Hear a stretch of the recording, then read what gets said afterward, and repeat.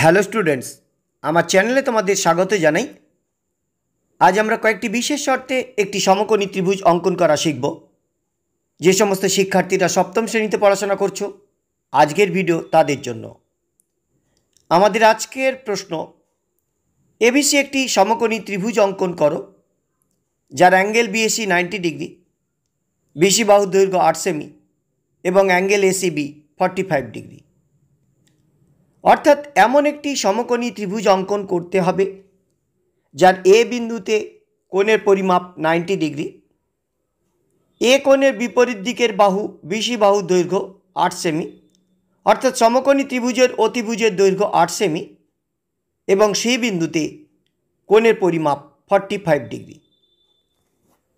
আমরা প্রথম 8 সেমি দৈর্ঘ্যের একটি সরল রেখাংশ অঙ্কন করলাম। অপর একটি রশ্মি CX অঙ্কন করলাম। প্রশ্নে বলা হয়েছে অ্যাঙ্গেল এসিবি 45 ডিগ্রি, অর্থাৎ সি বিন্দুতে 45 ডিগ্রি পরিমাপের কোণ অঙ্কন করতে হবে। সে কারণে আমরা সি বিন্দুতে একটি 90 ডিগ্রি পরিমাপের কোণ অঙ্কন করব। পরে সেই কোণকে সমদ্বিখণ্ডিত করলে আমরা 45 ডিগ্রি পরিমাপের কোণ পেয়ে যাব। পেন্সিল কম্পাসের কাঁটাকে সি বিন্দুতে বসিয়ে যে কোনো ব্যাসার্ধ নিয়ে একটি বৃত্তচাপ অঙ্কন করলাম। মনে করা যাক অঙ্কিত বৃত্তচাপ CX রেখাকে ডি বিন্দুতে ছেদ করে। এখন পেন্সিল কম্পাসের কাঁটাকে ডি বিন্দুতে বসিয়ে একই ব্যাসার্ধ নিয়ে আরও একটি বৃত্তচাপ অঙ্কন করলাম। মনে করা যাক অঙ্কিত বৃত্তচাপ প্রথমে অঙ্কিত বৃত্তচাপকে ই বিন্দুতে ছেদ করে। পেন্সিল কম্পাসের কাঁটাকে ই বিন্দুতে বসিয়ে একই ব্যাসার্ধ নিয়ে আরও একটি বৃত্তচাপ অঙ্কন করলাম। পেন্সিল কম্পাসের কাঁটাকে এফ বিন্দুতে বসিয়ে একটি বৃত্তচাপ এবং ই বিন্দুতে বসিয়ে আরও একটি বৃত্তচাপ অঙ্কন করলাম। মনে করা যাক বৃত্তচাপ দুটি পরস্পরকে জি বিন্দুতে ছেদ করে। স্কেল ও পেন্সিলের সাহায্যে সি বিন্দুর সঙ্গে জি বিন্দু যোগ করে বাড়িয়ে দিলাম।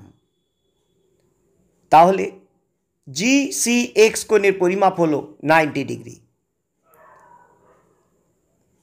এই 90 ডিগ্রি কোণের সমদ্বিখণ্ডিত করলে কোণকে আমরা 45 ডিগ্রি কোণ পাব। সেই কারণে পেন্সিল কম্পাসের কাঁটাকে এইচ বিন্দুতে বসিয়ে একটি বৃত্তচাপ অঙ্কন করলাম এবং ডি বিন্দুতে বসিয়ে পেন্সিল কম্পাসের কাঁটাকে একই ব্যাসার্ধ নিয়ে আরও একটি বৃত্তচাপ অঙ্কন করলাম। মনে করা যাক অঙ্কিত বৃত্তচাপ দুটি পরস্পরকে আই বিন্দুতে ছেদ করে। স্কেল ও পেন্সিলের সাহায্যে সি বিন্দুর সঙ্গে আই বিন্দু যোগ করে বাড়িয়ে দিলাম। তাহলে ICX কোণের পরিমাপ হলো 45 ডিগ্রি।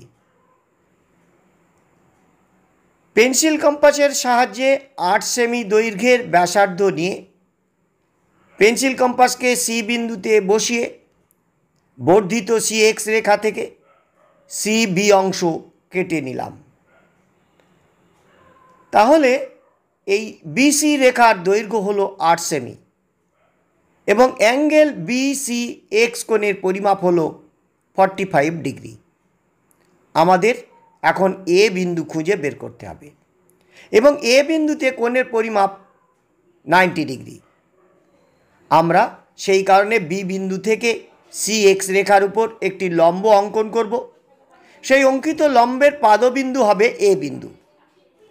এই বি বিন্দু থেকে CX রেখার উপর লম্ব অঙ্কন করার জন্য পেন্সিল কম্পাসের কাঁটাকে বি বিন্দুতে বসিয়ে পেন্সিল কম্পাসকে প্রসারিত করে পেন্সিলকে CX রেখা ছাড়িয়ে নিয়ে গেলাম।